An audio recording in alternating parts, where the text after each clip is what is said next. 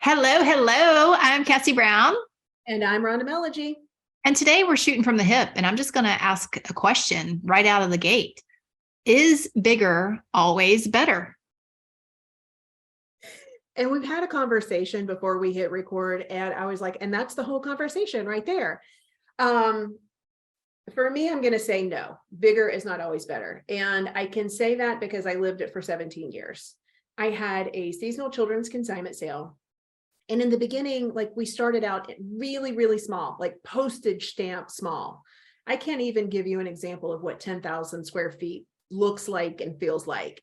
But from the very humble beginnings to growing to an event that is as large as your local Target and is run by 400 volunteers. Hey there, it's Rhonda Melogy. If you like what you're seeing, make sure to hit the subscribe button below so you know when I publish a new video, probably any minute now. We had 50 staff. I had a handful of team leaders, and I had a director. Bigger is not always better. You know, in the beginning, it's like I felt like we created this community that kind of came together twice a year, and we were all working for the common goal, which was really getting your children's items at a fraction of retail. That's what it was. And it kept growing, and it kept growing. And you would have the volunteers come up and talk to you and say, oh my gosh, there's so many people. This is amazing. It just keeps getting bigger. And I'm like, yeah. And then there were things that I had to do every time. It was beyond my control. One season, 2 o'clock in the morning, trying to get things done. One season having so many items in the breakdown, it's literally like 20 minutes before those women were coming to pick up their stuff. And I was literally like throwing stuff for them to put on their piles. I couldn't go back. If I went back, that meant that I wasn't successful anymore, because this was the biggest event that there was. And it just, there comes a time, and I know that you hear this all the time, it's not about the money.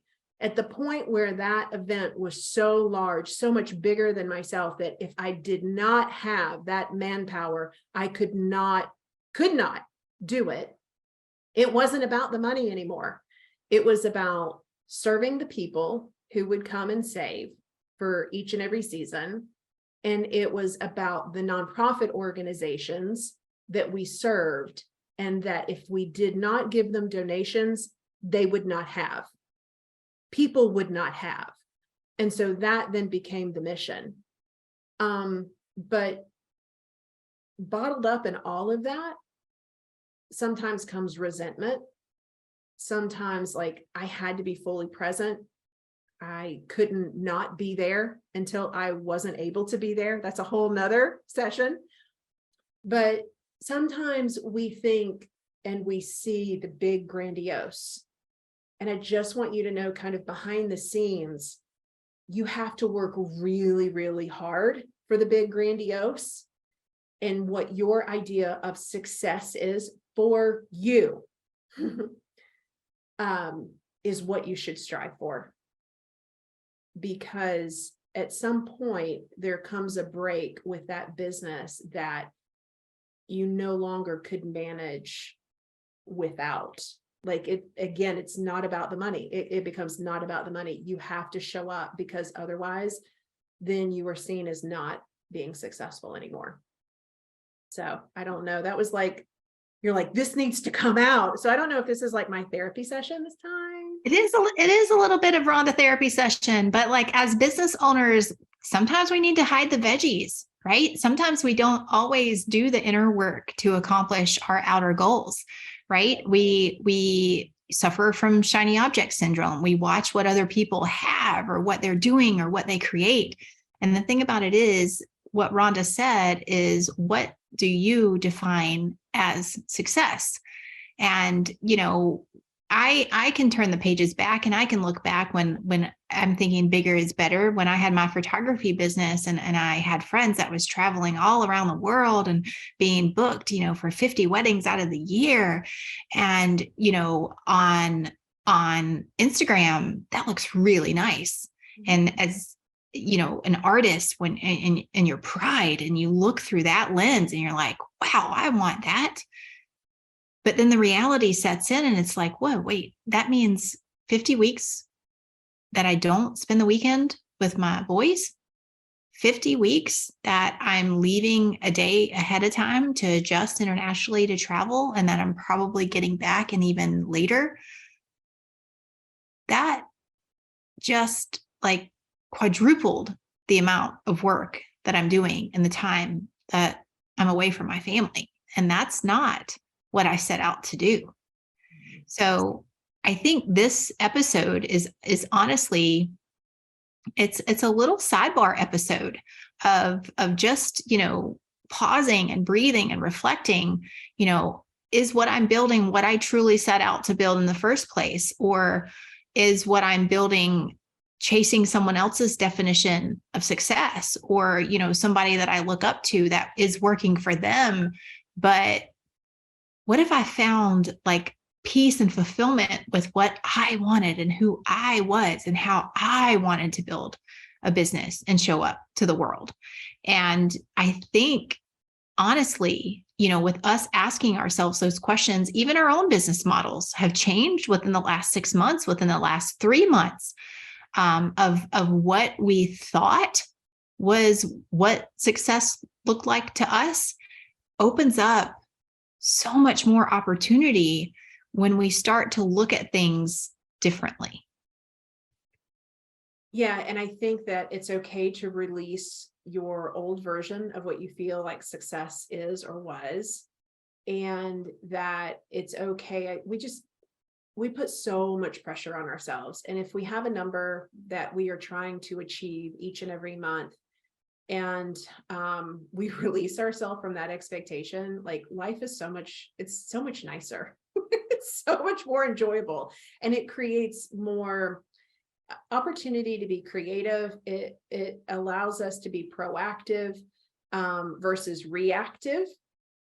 And I think that the changes that you and I are making, like, it's not something we're thinking about. We're very definitive about the decisions we've made based on the actions that we've taken. And we have a big vision for ourselves. That vision, we don't diminish it, but we just reshape it. And we make it fit into the container of, you know, at the beginning of the year, Cassie was like, let's do a 3-day work week. Like, all right, let's do a 3-day work week. Now, did that happen all of the time? No. Did things filter through, like, and kind of creep into Mondays and Fridays? Absolutely. Anybody that tells you any different is lying to you. But it should not be this aha moment that someone's working a 4-day work week or a 3-day work week. Because what do we say, Cassie Brown? We make the rules. Yeah. Who's the boss? You're the boss. Over and over again at our retreats, we're like, who is the boss? You're the boss. And it can be super simple. And it really does need to be simple. I think we live in a very complicated world. And the simpler that we can make things, like how we build our business and how we generate revenue, if we can make that super simple, then I think we just see progress faster. So. Yeah. So that's the big question of the day. Is bigger always better? Now, is that saying a big business is the devil? Nope, because that is how that person defines success. I'm not the sheriff of the online marketing space. I'm not here to project what anyone should or shouldn't do in their business. I think the biggest thing, you know, outside of systems, that we stand our ground and sort of like, this is our flag in the sand. It is soul alignment, 100%.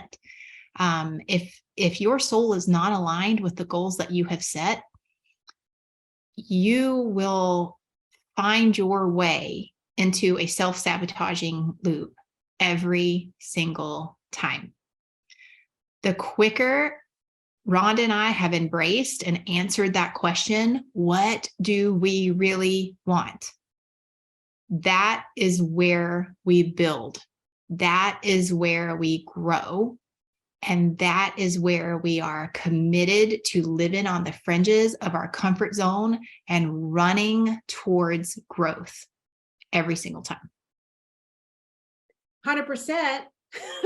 So I guess, the best way to connect, I'm going to go ahead and just flip us. I'm going to transition us into Kaci, and I would love to be a part of your online business journey. We have an amazing, like one of the steps that we took this year was, this baby was ugly at the beginning of the year because mama had a Squarespace template and we pushed go and we just kept going until Melina Southworth got a hold of it. And holy, all you got to do is like hop on over freedomtoimpact.com. Gorgeous. And, as a design, I'm not a designer, but as a designer, she was like, I love how all the colors and the textures and then the little, she just went through all of the pieces and parts of it. Absolutely gorgeous. But ways for us to connect. Customers for Life podcast. We have the quick win shop. Our YouTube is over there. It's just like brimming with like information that you can use today. So. Amen. And we are honored to be part of that journey in any way, shape, or form. I hope you've enjoyed this episode and we'll see you next time. Bye. Thanks for spending some time with us today. Click the link. It's the first link. We make it super simple for any of the tools and resources that we talked about in today's video, helping you make it easy for your freedom to impact.